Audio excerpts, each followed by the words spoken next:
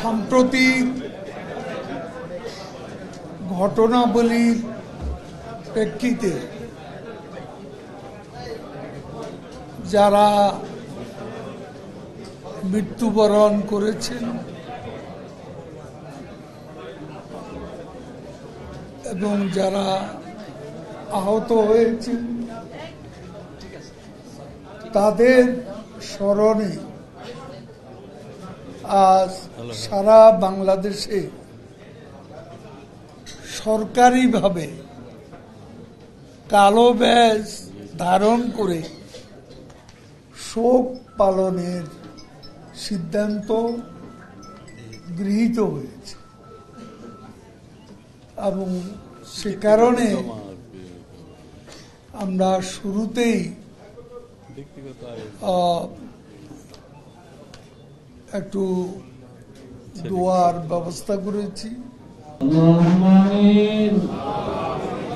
আলহামদুলিল্লাহি রাব্বিল আলামিন ওয়াসসালাতু ওয়াসসালামু আলা রাসূলিল কারীম রব্বানা যালামনা আনফুসানা ওয়া ইল্লাম তাগফির লানা ওয়া তারহামনা লানাকুনান্না মিনাল খাসিরিন রব্বানা আতিনা ফিদ দুনিয়া হাসানাতাও ওয়া ফিল আখিরাহ হাসানাতাও ওয়া কিনা আযাবান নার ইয়া রাব্বি কারীম হে মালিক ইয়া রহমানুর রহিম হে গফুরুর রহিম ইয়া মালিকাল মুলক হে আল্লাহ সম্প্রতি বিএনপি ছাত্রদল জামাত শিবির ও উগ্রবাদীদের দ্বারা আক্রান্ত হয়ে দেশপ্রেমিক আওয়ামী লীগ সমর্থন এবং দেশের যারা প্রিয় মানুষ আইন শৃঙ্খলা বাহিনী সহ যারা নিহত হয়েছেন মেহরবানি করে তাদেরকে শহীদ হিসেবে আপনি কবরে মঞ্জুর করেন। আল্লাহ যারা আহত হয়ে মেডিকেলে ভর্তি হয়ে আছেন মেহরবানি করে তাদেরকে পরিপূর্ণ সুস্থতা দিয়ে দ্রুত তাদেরকে আবাসস্থলে ফিরিয়ে দিন। আল্লাহ রাব্বুল আলামিন যারা শাহাদাত বরণ করেছেন তাদের আব্বা মা ভাই বোন আত্মীয় স্বজনকে ধৈর্য ধারণ করার সবর ইখতিয়ার জামিন করার তৌফিক দান করেন। আল্লাহ বাংলাদেশের খেদমতে এবং প্রাতিষ্ঠানিক যে সমস্ত স্থাপনা ধ্বংস করা হয়েছে এই অর্থনৈতিক ক্ষতি কাটিয়ে ওঠার জন্য মাননীয় প্রধানমন্ত্রীকে তৌফিক দান করেন। আল্লাহ যারা এই ধ্বংসযজ্ঞের সাথে এবং হত্যার সাথে জড়িত এই স্বাধীনতা বিরোধী সার্বভৌমত্বের বিরোধী এই শক্তিকে আপনি হেদায়েত দান না হলে নাস্তানাবুদ করে দেন। আল্লাহ আল্লাহ যারা শাহাদাত বরণ করেছেন তাদের মাকাবির গুলো জান্নাতের নাজ নিয়ামত দিয়ে ভরপুর করে দেন। আল্লাহ আল্লাহ কিয়ামতের ময়দানে তাদেরকে ইমাম হাসান হুসাইনের সঙ্গে জান্নাত নসিব করে দিয়েন। আল্লাহ সর্বকালের শ্রেষ্ঠ বাঙালি জাতির পিতা বঙ্গবন্ধু শেখ মুজিবুর রহমান তার পরিবারস্থ সকল শহীদকে জান্নাতুল ফেরদৌসের মাকাম দান করেন। বাংলা ভাষা আন্দোলন থেকে আজ পর্যন্ত সকল শহীদকে জান্নাতুল ফেরদৌসের মাকাম দান করেন। আল্লাহ আমাদের প্রিয় নেত্রী জননেত্রী শেখ হাসিনা মাননীয় প্রধানমন্ত্রী আমাদের হৃদয়ের স্পন্দন প্রিয় নেত্রীকে আপনি হায়াতান তৈয়বা দান করেন।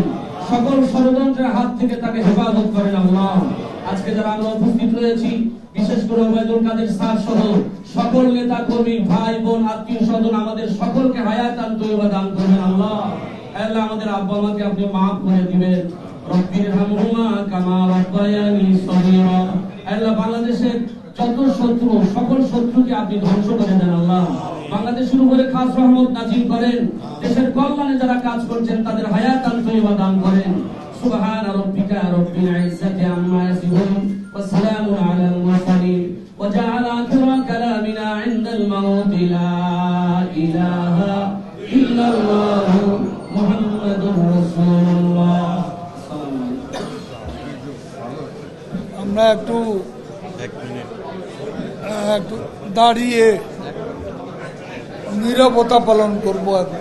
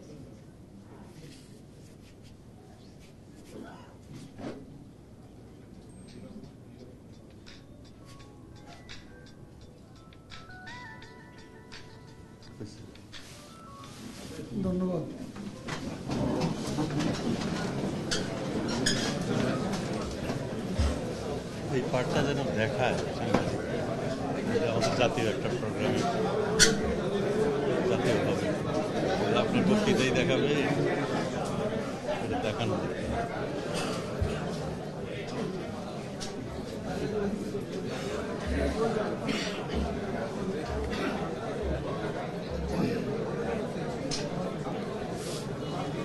আপনারা জানেন একদিন পরেই আমাদের সামনে 75-এর নৃশংস সভ্যতার ইতিহাসের সবচেয়ে মর্মান্তিক হত্যাকাণ্ড সপরিবারে বঙ্গবন্ধু, বঙ্গমাতা সহ যারা শহীদ হয়েছে, আমরা প্রতি বছরই এই শোকের মাস যথাযথ মর্যাদা ভাবগম্ভীর পরিবেশে পালন করে থাকি। আমরা এর আগেই আমাদের গত ওয়ার্কিং কমিটির সভায় জাতীয় শোক দিবসের 15ই আগস্ট এবং শোকের মাসে আমাদের কর্মসূচি সম্পর্কে প্রধানমন্ত্রী বঙ্গবন্ধু কন্যা শেখ হাসিনার সভাপতিত্বে আমরা সিদ্ধান্ত নিয়েছি। সেই সিদ্ধান্ত অনুযায়ী আমাদের মহানগর সহযোগী সংগঠন সমূহ তারা বিভিন্ন পর্যায়ে আমাদের অফিসের সাথে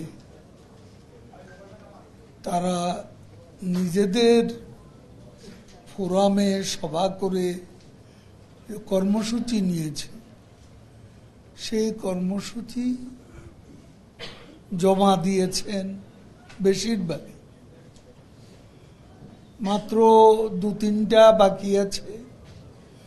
যুব মহিলা লীগ এখনো জমা দেন। কবে?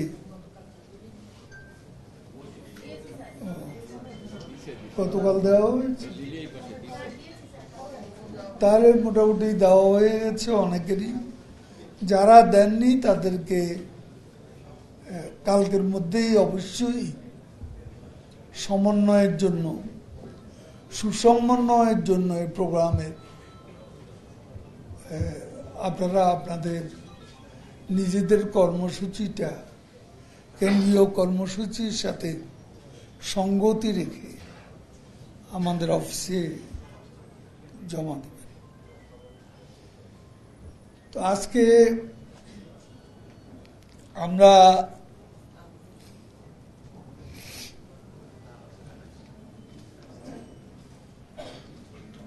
আমরা আজকের দিনটি ঠিক রাষ্ট্রীয় শোক দিবস নয়।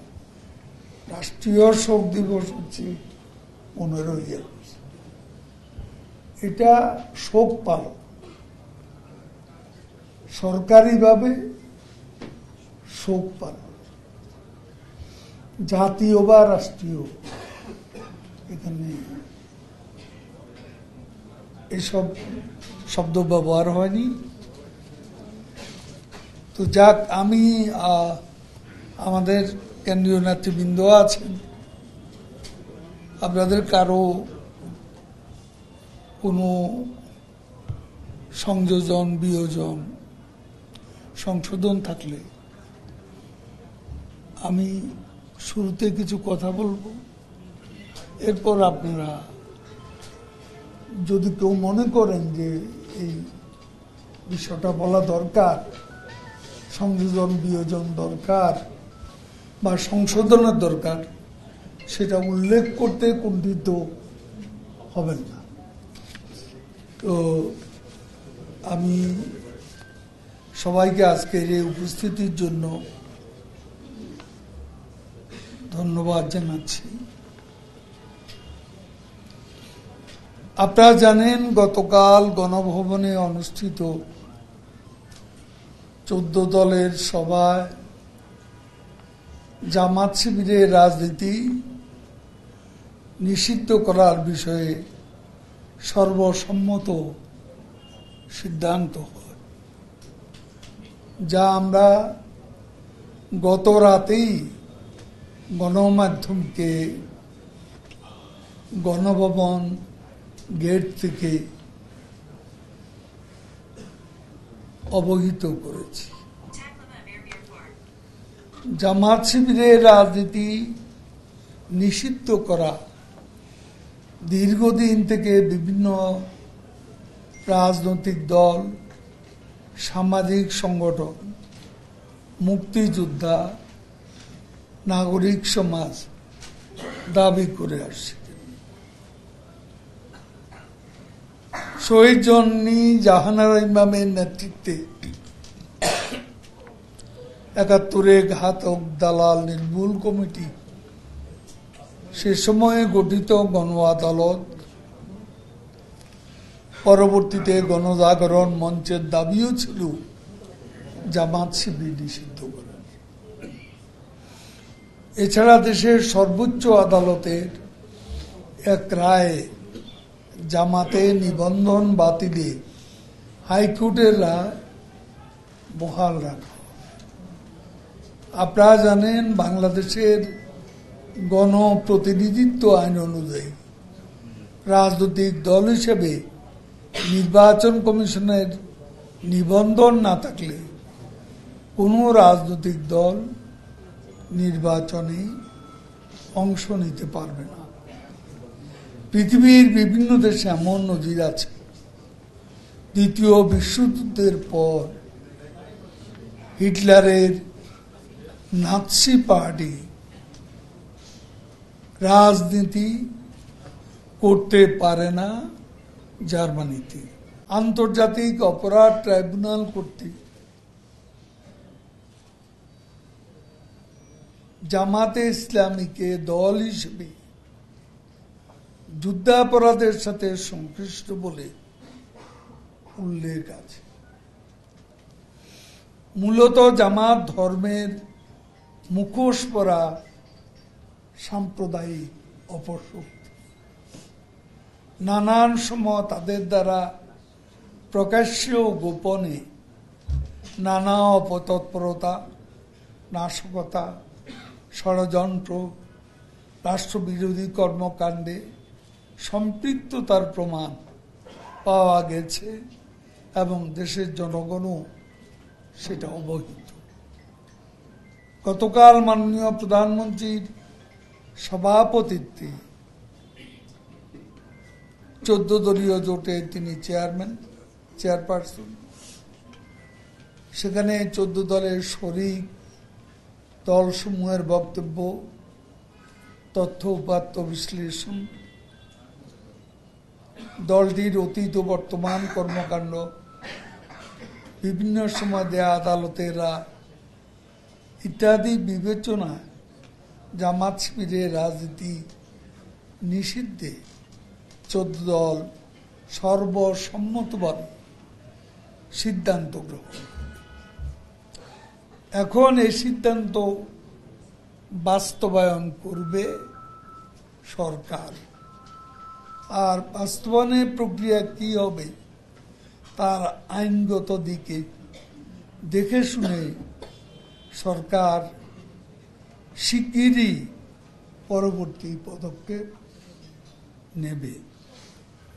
কারণ আমরা আইনগত দিকটি ভালোভাবে দেখে নিতে চাই, যাতে কোনো ফাঁক ফোকর দিয়ে স্বাধীন বাংলাদেশে এই অপশক্তি আর কোনো সুযোগ না পায়।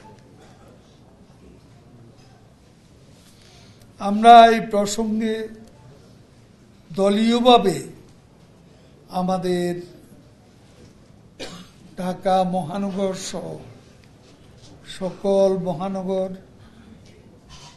সকল জেলা সদর, সকল উপজেলা, থানা, ইউনিয়ন, ওয়ার্ড পর্যন্ত আমাদের নেতা কর্মীদের বিরাজমান পরিস্থিতিতে কারফিউ মেনে চলার আহ্বান জানাবো এবং দলীয়ভাবে পরিস্থিতিতে সতর্ক থাকার জন্য নির্দেশনা দেয়া হচ্ছে আমাদের সভাপতি বঙ্গবন্ধু কন্যা শেখ হাসিনার নির্দেশে।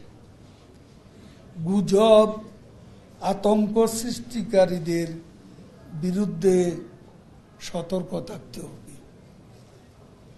গুজব সৃষ্টিকারীদের তথ্য আইন প্রয়োগকারী সংস্থাকে জানাতে হবে।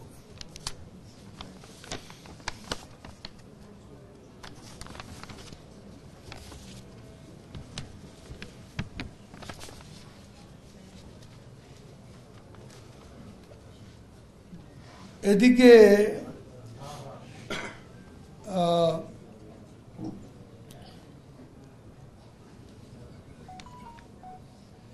বিএনপির মহাসচিব আজকে বেশ কিছুদিন ধরে বিশেষ করে অসহায় নিরপরাধ শিক্ষার্থীদের আটক করা হচ্ছে, এ ব্যাপারে সরকারের নীতি সমালোচনা করতে গিয়ে নির্লজ্জ মিথ্যাচার করে যাচ্ছে। আইন প্রয়োগকারী সংস্থা ভিডিও ফুটেজ দেখে অপরাধীদের চিহ্নিত করছে।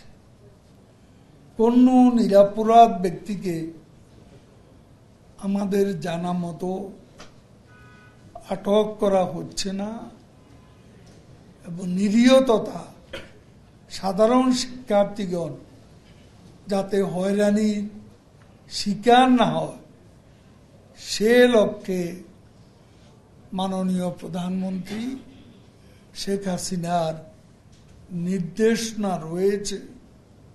আমরাও বলবো আওয়ামী লীগ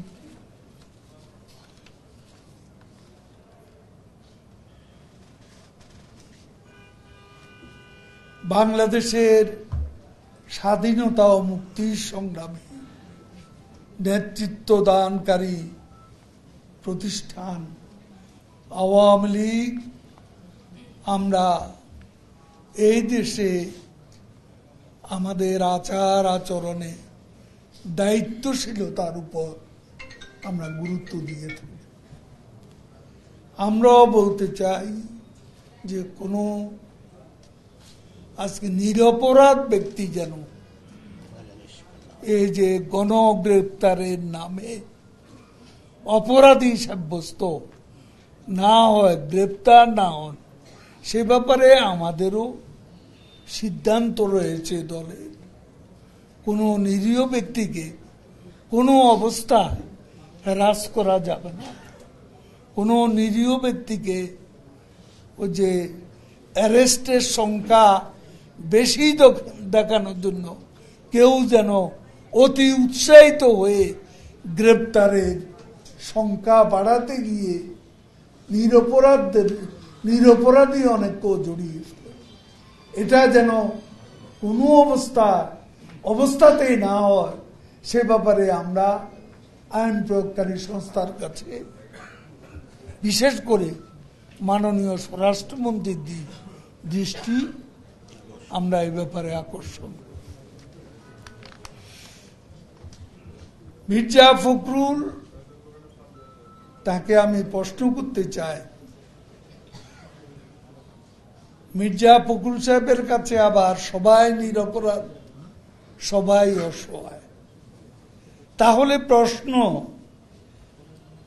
এই ধ্বংস যজ্ঞ চালালো কারা?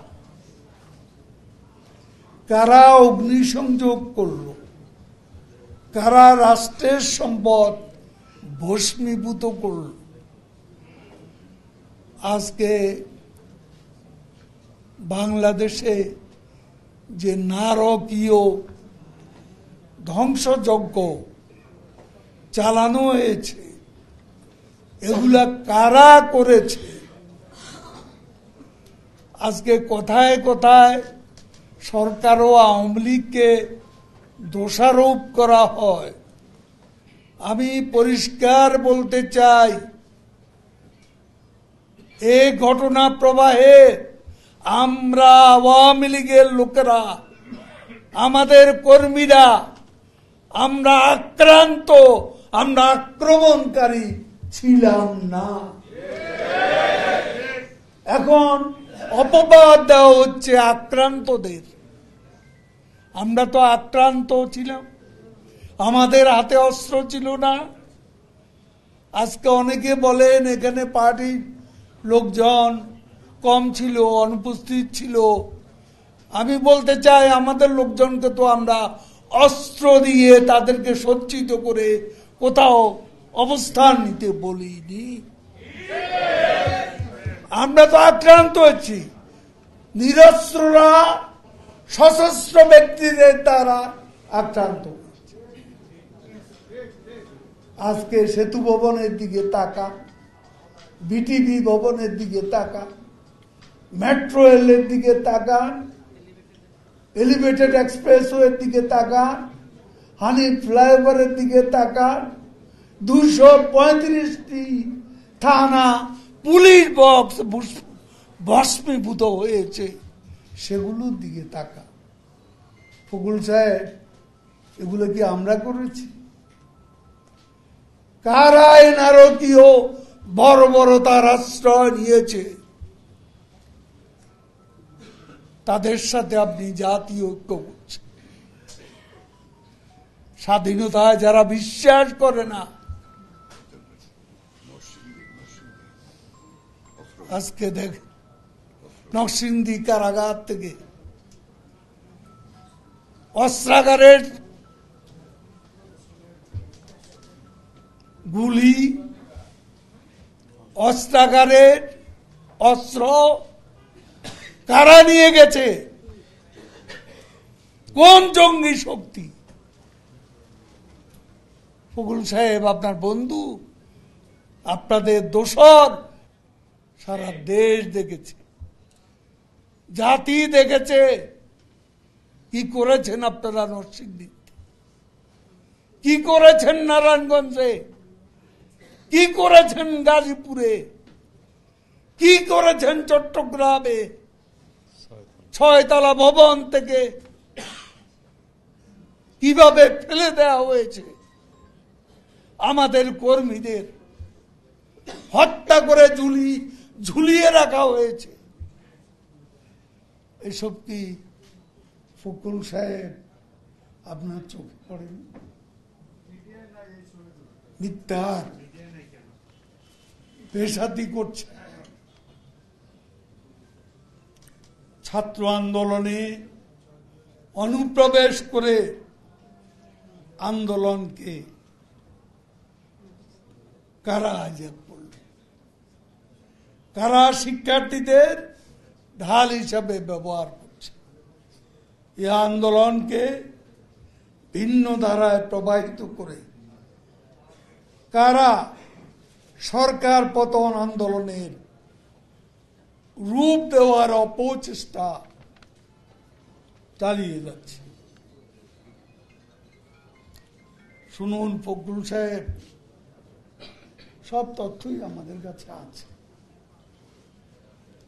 কোথা থেকে নির্দেশ এসেছে, উস্কানি এসেছে, কারা কোথায় কোথায় বৈঠক করেছেন, অর্থ জুগিয়েছে, কোন কৌশলে অর্থ পাঠিয়েছে, সবই আমরা জানি। সকল ষড়যন্ত্রই এখন জাতির কাছে দিবালোকের মতো স্পষ্ট আজকে মিথ্যার বেসাতি করে আবল তাবল বলে জাতিকে বিভ্রান্ত করার সুযোগ এখন আর নেই। আমাদের নেত্রী প্রধানমন্ত্রী বঙ্গবন্ধু কন্যা